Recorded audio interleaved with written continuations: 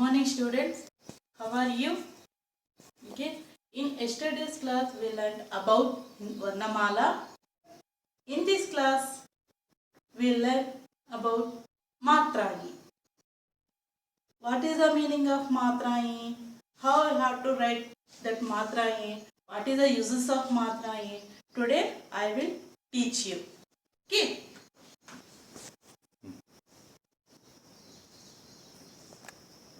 मात्राएं क्या है?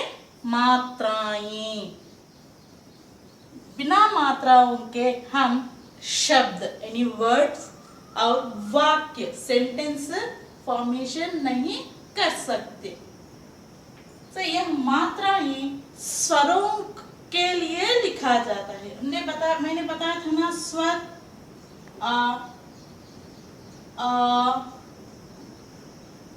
कि इसके लिए मात्राएं होती हैं।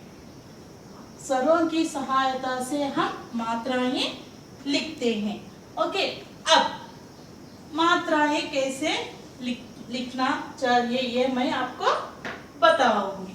ओके, नहीं, फर्स्ट स्वर में फर्स्ट लेटर क्या है? आ के लिए मात्रा नहीं है। और दूसरा आ, इसके लिए खड़ी रेखा और शिरोरेखा means standing line and sleeping line. Next ई, इसके लिए ई की मात्रा ई की मात्रा ओ की मात्रा ऊ की मात्रा री की मात्रा ये की मात्रा आई की मात्रा ओ की मात्रा औ की मात्रा आह।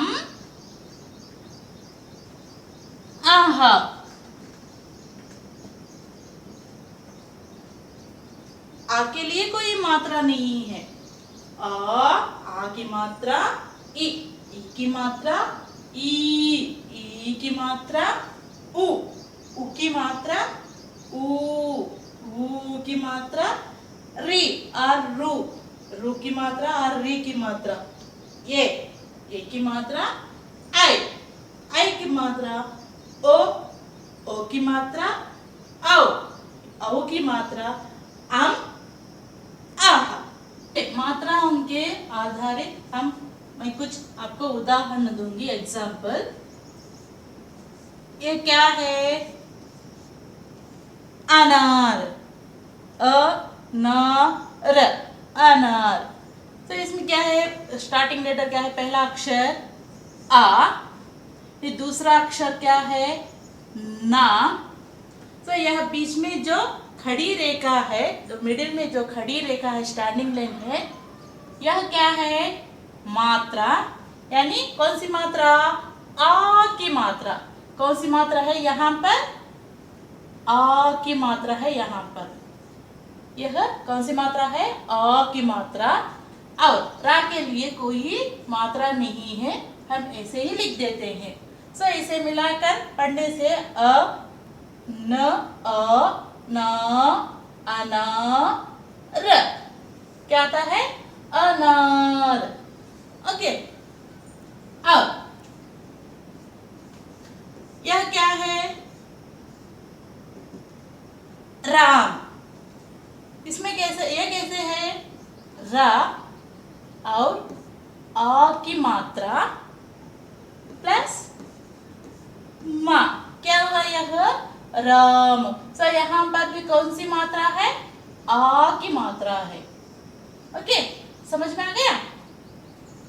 ओके, यह मात्राओं के आधार पर कुछ ऐसे शब्द हैं हम बिना मात्राओं के आधार पर कुछ शब्द लिख सकते हैं, जैसे कि कमल, इसमें कोई मात्रा नहीं है, यहाँ पर कोई मात्रा नहीं है। कुछ शब्द ऐसे होते हैं बिना मात्राओं के, लेकिन कुछ शब्द, यह तो कमल, कमल का मतलब हमको पता है ना, क्या है कमल? एक फूल है, मीन फ्लावर। यह कमल है, एक फ्लावर फूल है। वही कमल का मतलब अंग्रेजी में क्या है? क्या है? लोटस। ओके, सो इसे हम बिना मात्राओं के आधार पर लिखा है। सो यह नाउन भी है, नाम भी हम लिखते हैं, जैसे कि कमला। सो यह संज्ञा है, नाउन। जब हम नाम लिखते समय यहाँ पर भी मात्राओं का प्रयोग करते हैं। ओके, तो यह मात्रा है। कौन सी मात्रा बताया मैंने? आ की मात्रा बताया। अब आ की मात्रा के बाद कौन सी मात्रा आती है? ई की मात्रा। ई की मात्रा, ई की मात्रा को उदाहरण क्या लिख सकते हैं हम? क प्लस ई प्लस ला प्लस आ। कैसे लिख मिला सकते हैं हम? इसका वर्ण कैसे कर सकते हैं? कि ला प्लस आ, ला। तो इसे मिलाकर लिखने से किला। तो यहाँ पर भी हमने ई की मात्रा का प्रयोग किया है। तो देखा, यहाँ पर बिना मात्रा के हमने कुछ शब्द लिखा और मात्रा के आधारित कुछ शब्द यहाँ पर मैंने लिखा है। ओके, समझ में आया डिफरेंस इन दोनों के बीच? Now about difference in this two words between. Okay, अब नेक्स्ट, आ की मात्रा, ई की मात्रा, ऊ की मात्रा, री, ये, आई,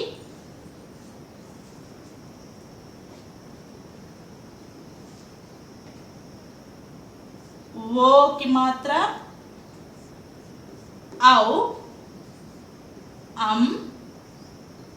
आहा। ये सभी क्या है? स्वर की मात्रा। ये क्या है? स्वर की मात्राएं।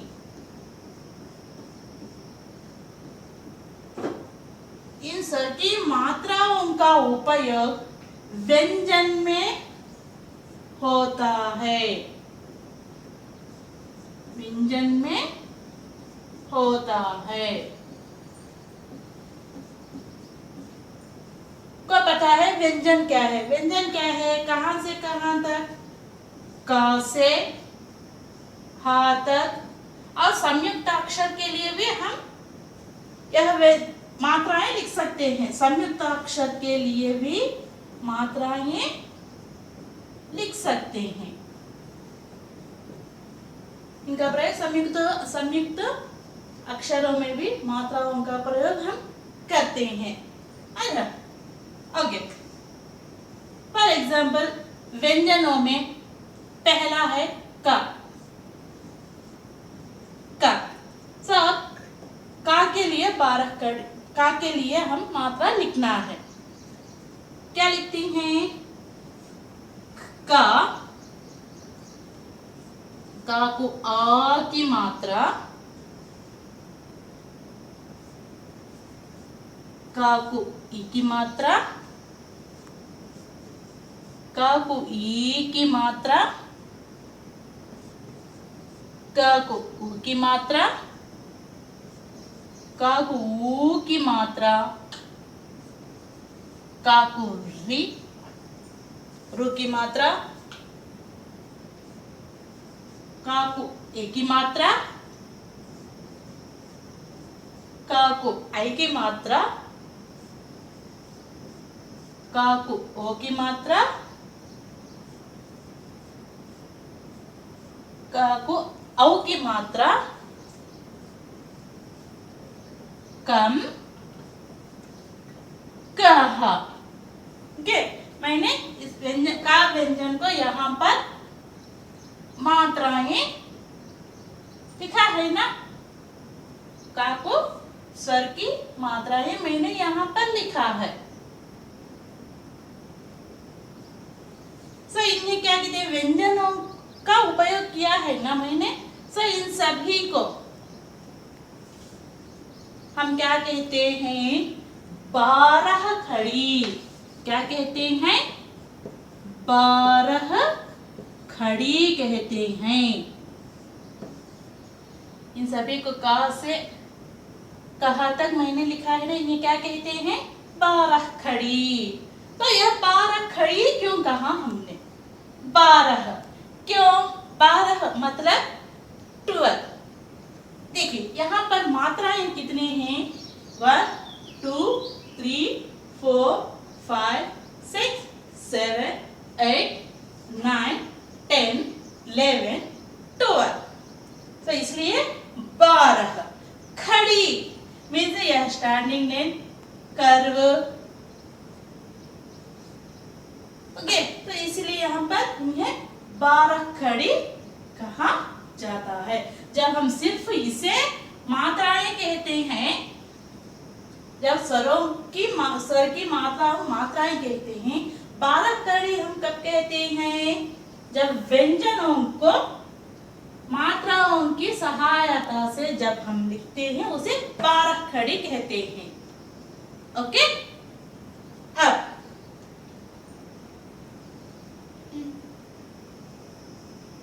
बारह खड़ी का प्रयोग, 12 खड़ी का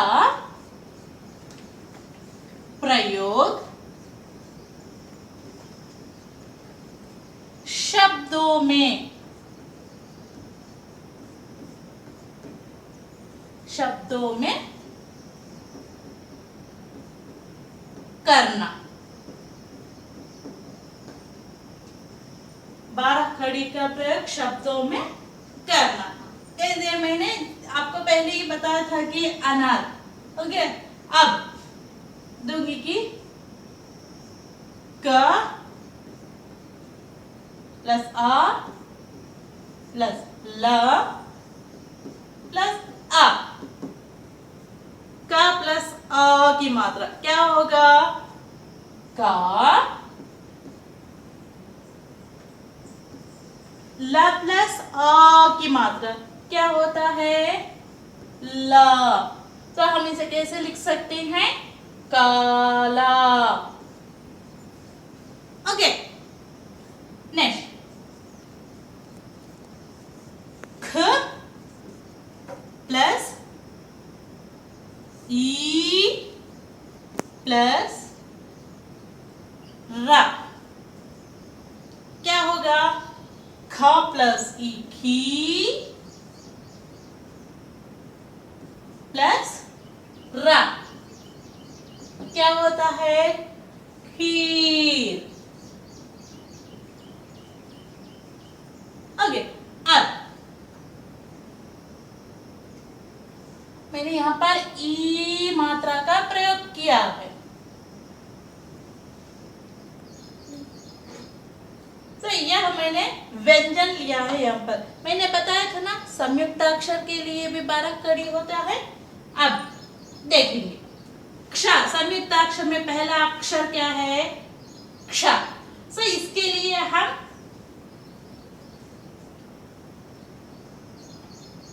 क्ष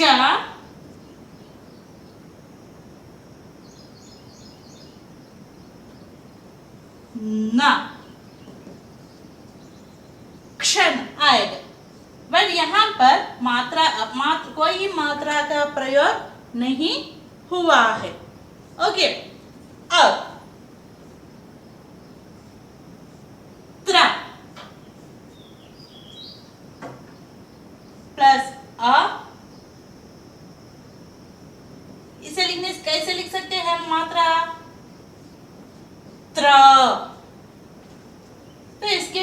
एग्जाम्पल दूंगी मैं यहाँ पर। ओके, मैंने यहाँ पर एक व्यंजन, ओके, माँ व्यंजन है और माँ के लिए आ की मात्रा औ। क्या है यह? संयुक्ताक्षर। संयुक्ताक्षर, संयुक्ताक्षर के लिए मात्रा, तो इसे मिलाकर लिखने से क्या होगा? माँ प्लस आ माँ प्लस त्रा प्लस आ त्रा, क्या होगा यह?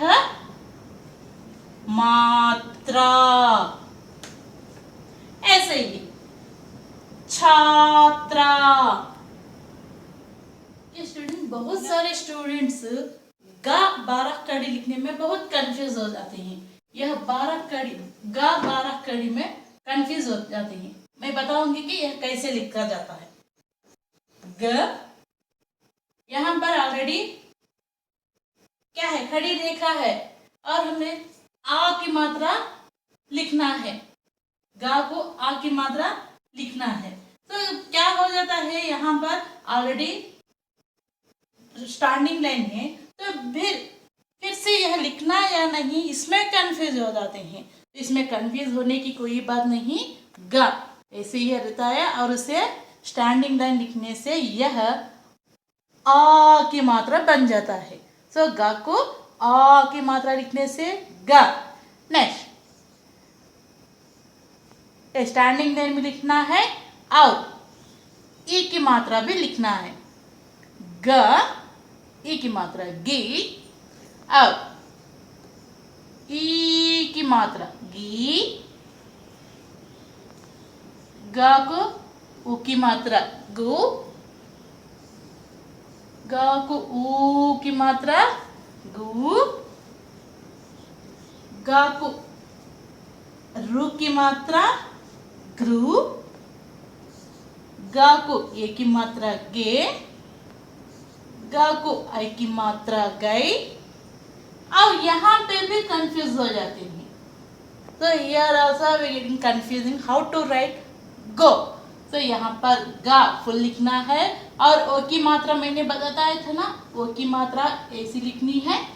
तो यहाँ पर भी standing line and slanting line लिखने से गो और गो। ओके, गम गह हो गया ना। तो इसमें कंफ्यूज होने की कोई बात नहीं। ग ऐसे ही फुल ऐसे ही लिख देती हैं और आ की मात्रा लिखने से ग होता है।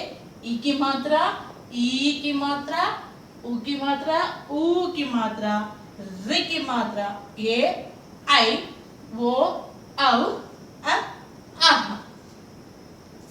समझ गए? ये गा लिखना है।